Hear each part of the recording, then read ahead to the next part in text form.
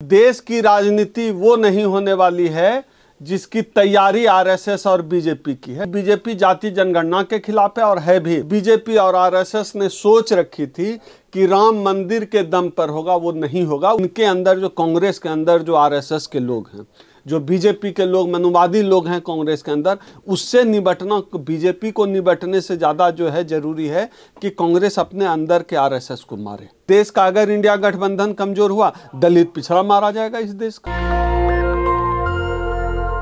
Sir, चुनाव आ रहा 2024 में बहुजनों की राजनीति किधर जा रही है, क्या लगता है सर आपको? एक बात तो तय है कि पिछले एक साल में जिस तरह से देश की राजनीति में नीतीश कुमार जी ने शिगुफा छोड़ा और इस शिगुफा को हकीकत में बदल दिया, जो जाति जनगणना की बात हुई, और उसके बाद 3 राज्यों का चुनाव आया, इससे एक बात एकदम स्पष्ट हो गई खुले तौर पर कि देश की राजनीति वो नहीं होने वाली है जिसकी तैयारी आरएसएस और बीजेपी की है। देश की राजनीति को एक नई लाइन, एक नया गाइडलाइन एक तरह से नीतीश कुमार जी ने दिया, जाति जनगणना करा के और उसको लागू करके। असल में क्या है, अब तक हम लोग देख रहे थे कि जाति जनगणना के खिलाफ बीजेपी खुलकर थी, कहीं खुलकर कहीं चुप होकर, लेकिन आमतौर पर यह एक धारणा बन गई कि बीजेपी जाति जनगणना के खिलाफ है और है भी। लेकिन जब जाति जनगणना हुई उसके बाद बीजेपी ने अचानक यू टर्न ले लिया। अब बीजेपी के अमित शाह भी कहने लगे कि जो है जाति जनगणना वो कराना चाहते हैं, और बीजेपी के नेता जिस तरह खुलकर पहले जाति जनगणना की बात करते थे, के खिलाफ बात करते थे, अब नहीं कर पा रहे हैं। इसका मतलब है कि 2024 की जो राजनीति है, पूरी राजनीति जो बीजेपी और आरएसएस ने सोच रखी थी कि राम मंदिर के दम पर होगा, वो नहीं होगा। उसके पीछे एक और कारण है। आप देखिए, अभी जो 3 राज्यों के चुनाव हुए, किस तरह से जो है मुख्यमंत्री बनाया गया भारतीय जनता पार्टी द्वारा।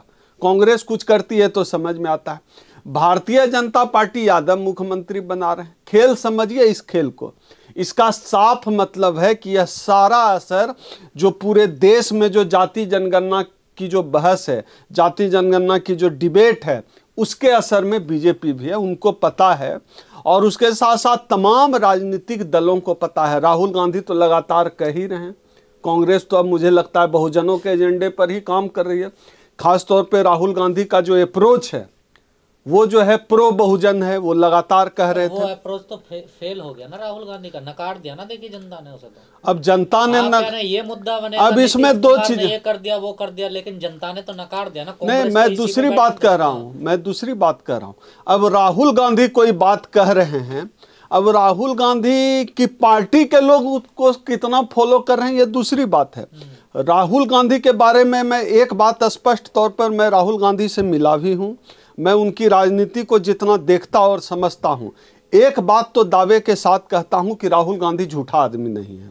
राहुल गांधी अगर कोई बात कह रहा है तो नकली बात नहीं कहता। हाँ, आप जो बात कर रहे हैं वो जो फेल होने का एजेंडा है, आप बताइए, राहुल गांधी कभी बागेश्वर को नहीं घुमा रहे थे, लेकिन राहुल गांधी के पार्टी के लोग बागेश्वर को घुमा रहे हैं। राहुल गांधी का पॉलिटिकल एजेंडा ईवीएम का एजेंडा है। राहुल गांधी का पॉलिटिकल एजेंडा वो लगातार कह रहे हैं कि जिसकी जितनी संख्या भारी उसकी उतनी भागीदारी, उसकी इतनी हिस्सेदारी।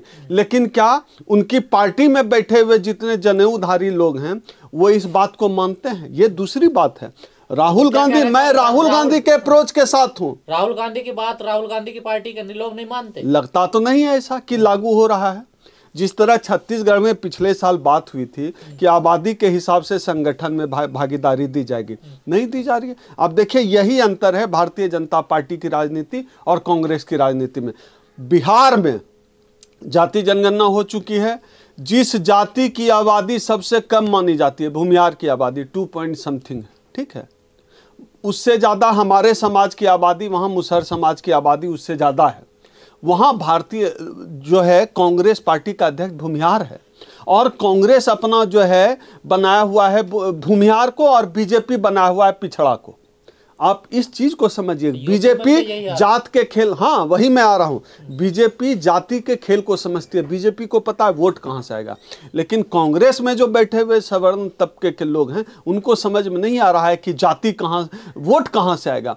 वोट जिस भूमिहार को आपने, चाहे उत्तर प्रदेश हो चाहे बिहार हो, जिस भूमिहार को आपने बनाया हुआ है प्रदेश अध्यक्ष, वो अपने घर का भी वोट भूमिहार कांग्रेस को दिलवा दे तो मैं मान जाऊंगा कि राष्ट्रीय अध्यक्ष डिजर्व करता है। वो अपनी जाति का तो छोड़िए, वोट ही नहीं दिला सकता। तो मुझे लगता है कि राहुल का जो एजेंडा है, उस एजेंडे पर अगर पार्टी चलेगी, जिसकी जितनी आबादी उसकी इतनी बहुजनों के लिए बीजेपी ने कांग्रेस खतरनाक है। मैं ये तो नहीं कह सकता कि नहीं, कांग्रेस आपकी ज्यादा बातों से तो यही लग खतर रहा नहीं। है ना, इसके देखिए। देखिए भागीदारी के सवाल पर मैं आपकी बात से सहमत हूं, भागीदारी के सवाल पर, लेकिन एजेंडे के सवाल पर बीजेपी कहीं खरी नहीं उतरती है। बीजेपी को हिम्मत नहीं है कह दे जिसकी जितनी आबादी है भागीदारी देंगे। बीजेपी ट्राइबल प्लान, सब प्लान, रिजर्वेशन, सरकारी नौकरी, ये सब तो कांग्रेस के राज में, राशन की राशन, मैं दोनों बात कर रहा हूं। एजेंडा के कांग्रेस में क्या नजर आता नहीं, है? एजेंडा के सवाल पर, एजेंडा के सवाल पर कांग्रेस बीजेपी से बेहतर है, लेकिन भागीदारी के सवाल पर, संगठन में भागीदारी के सवाल पर बीजेपी ज्यादा बेहतर है। हम तो जो बात है वही कर रहे हैं, जहां कांग्रेस कमजोर है वहां कमजोर है। अब मैं कह रहा हूं कि राहुल गांधी का एजेंडा क्रिस्टल क्लियर है। राहुल गांधी कह रहे हैं जिसकी जितनी आबादी उसकी इतनी भागीदारी, क्रिस्टल क्लियर है। ये बात भारतीय जनता पार्टी नहीं कहता। राहुल गांधी कोई मानता नहीं है, तो फिर क्या फायदा उसका? मैं ये बात कर रहा हूं कि कितना लागू होता है वो दूसरा मसला है, पार्टी लागू नहीं कर रही है ना। नहीं तो वही तो कर रहा हूं, लेकिन बीजेपी में है कि संगठन में भागीदारी है। भले स्टूल पे बैठाएगा लेकिन मंच पे ले जाएगा केशव प्रसाद मौर्य को, भले ही जो है वो जमीन पे बैठा दें लेकिन वो पार्टी में लाएंगे। सीएम, आप गूंगा सीएम रहें, बहरा सीएम रहें, लेकिन वो सीएम बनाएंगे, भागीदारी देंगे। तो भारतीय जनता पार्टी संगठन के अंदर भी भागीदारी देती है। यही कमी है, अंतर है भारतीय जनता पार्टी और कांग्रेस में। कांग्रेस, अगर राहुल गांधी की कांग्रेस होगी तो वह कांग्रेस जो है दलितों के लिए बेहतर होगी, क्योंकि उनके एजेंडे दलितों के पक्ष में है। कांग्रेस ने दिया है दलितों को, मैं तो कह रहा हूं भारतीय जनता पार्टी ने छीना है।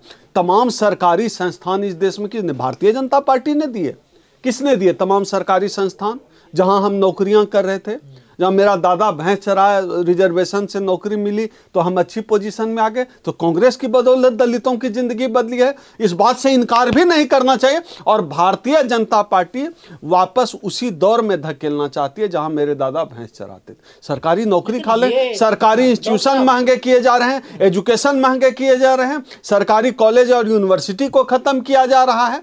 ये भारतीय जनता पार्टी कर रही है। आपके महापुरुष तो ये कहते रहे हैं अपने बातों में कि कांग्रेस कभी भी दलितों का भला नहीं कर सकती, और जो दलित कांग्रेस का समर्थन करेगा वो अम्बेडकरवादी नहीं हो सकता। अब देखिए हर आदमी का अलग अलग एजेंडा है, कोई भी कुछ कह सकता है। तो मैं भी यही कह रहा हूं कि राजनीति अपने तरीके से काम करती है, लेकिन हमें इस बात को मानने से इनकार मैं नहीं करता। कांग्रेस ने अगर हमको दिया है, प्लान दिया है, ट्राइबल सब प्लान दिया है, शेड्यूल कास्ट को राशन की राशन में भागीदारी दी है, आरक्षण दिया है, सरकारी नौकरियां पैदा की है कांग्रेस ने, बैंकों का राष्ट्रीयकरण किया तो हमारे लोग, मेरा भाई बहाल हुआ, तो सरकारी बैंक था। पूरा क्यों नहीं हुआ अभी तक कांग्रेस? नहीं, आप सोचिए ना, कम से कम कांग्रेस में जितना लागू किया, हम जैसे लोग तो निकल के आगे, बोलने वाले लोग, अच्छा खाने वाले लोग, अच्छा कपड़ा पहनने वाले लोग, कांग्रेस ने इतना तो कर दिया। अब बीजेपी तो है ना सत्ता में, बीजेपी क्या कर रही है? बीजेपी तो खत्म है। हाँ, संगठन में भागीदारी के सवाल पर कांग्रेस कमजोर है। कांग्रेस को चाहिए कि जाति की राजनीति करे, वोट की राजनीति करे, करना पड़ेगा। भारत में चुनाव ऐसे ही जीता जाना है। और ये भूमिहारों के वजह से सोच लेंगे कि बिहार का दलित पिछड़ा मुसलमान वोट दे देगा कांग्रेस को, इस गलतफहमी में ना रहे। भूमिहार को उत्तर प्रदेश का प्रदेश अध्यक्ष बना के अगर कांग्रेस सोचती है कि जो है वोट मिल जाएगा, तो इनके अंदर, जो कांग्रेस के अंदर जो आरएसएस के लोग हैं, जो बीजेपी के लोग, मनुवादी लोग हैं कांग्रेस के अंदर, उससे निपटना, बीजेपी को निपटने से ज्यादा जो है जरूरी है कि कांग्रेस अपने अंदर के आरएसएस को मारे। इंडिया गठबंधन पर क्या कहना है आपका? इंडिया गठबंधन ही इस देश के दलितों का भविष्य है, क्योंकि भारतीय जनता पार्टी खुले तौर पे SC ST OBC के खिलाफ है, संविधान के खिलाफ है, लोकतंत्र के खिलाफ है। संविधान और लोकतंत्र बचाना है, इंडिया गठबंधन को ही दलितों पिछड़ों को आगे बढ़ाना चाहिए, सपोर्ट करना चाहिए।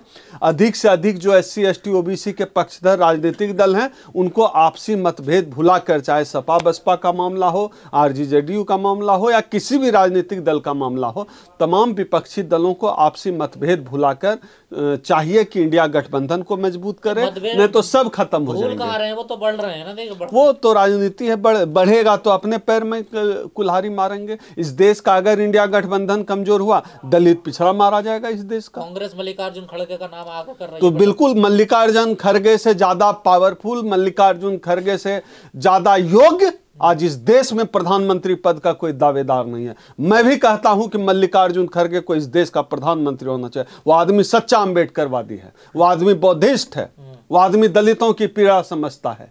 पर उनकी बात आप भूल गए ना, दूसरी पार्टियों में कोई इज्जत नहीं होती है दलितों की। नहीं, अभी आपको जो है कांग्रेस का राष्ट्रीय अध्यक्ष दलित है और आप कह रहे हैं कि जो है दूसरी पार्टियों में, कांग्रेस में तो सम्मान मिला है राष्ट्रीय अध्यक्ष। खड़गे का नाम लिया, कांग्रेस में राहुल की कांग्रेस राहुल करते रहे आप भी। नहीं, आज राष्ट्रीय नहीं, ऐसा नहीं है, ऐसा नहीं है कि मल्लिकार्जुन खड़गे को कोई नहीं, ऐसा क्या है?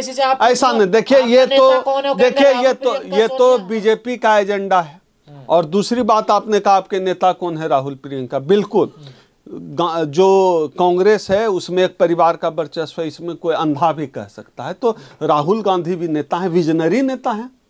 सिर्फ हम राहुल गांधी को इसलिए इनकार नहीं कर सकते कि वो दलित नहीं है, हम तो दलित प्रधानमंत्री की बात कर ही रहे हैं कि मल्लिकार्जुन खड़गे अगर प्रधानमंत्री बनते हैं उससे बेहतर इस देश का कोई भविष्य नहीं हो सकता है।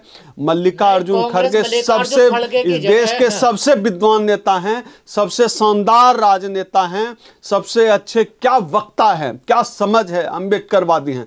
मल्लिकार्जुन खड़गे से कोई बेहतर नहीं। दिक्कत तो ये तो कांग्रेस के नीति का मामला है, इंडिया गठबंधन का। मैं अपना पक्ष रख रहा हूं, मुझे लगता है कि मल्लिकार्जुन खड़गे सबसे बेहतर विकल्प है। चलाने का अनुभव कहाँ है मल्लिकार्जुन खड़गे? संगठन चला रहे हैं ना, संगठन चला रहे हैं, प्रशासन चलाने अब देखिए ये बीजेपी की भाषा, अब दलित है तो प्रशासन ने चलाए। भाई इतने लंबे समय से आदमी राजनीति में है, जिंदगी का आधा दशक उन्होंने जो है राजनीति की सेवा किया, उनको अंदाजा नहीं है प्रशासन चलाना। मल्लिकार्जुन खड़गे तमाम दूसरे सवर्ण नेताओं से बेहतर राजनेता हैं, बेहतर प्रशासक हैं। मैं मल्लिकार्जुन खड़गे से बेहतर कोई हो ही नहीं सकता है। मल्लिकार्जुन खड़गे आना चाहिए। नेशनल दस्तक की आपसे गुजारिश है कि अगर इसको बचाना चाहते हैं तो नेशनल दस्तक को सब्सक्राइब करने के लिए रेड कलर के सब्सक्राइब बटन को दबाएं, फिर बेल आइकन की घंटी दबाएं। नेशनल दस्तक को बचाने के लिए बहुत जरूरी है कि हर खबर को शेयर करें, लाइक करें, कमेंट जरूर करें।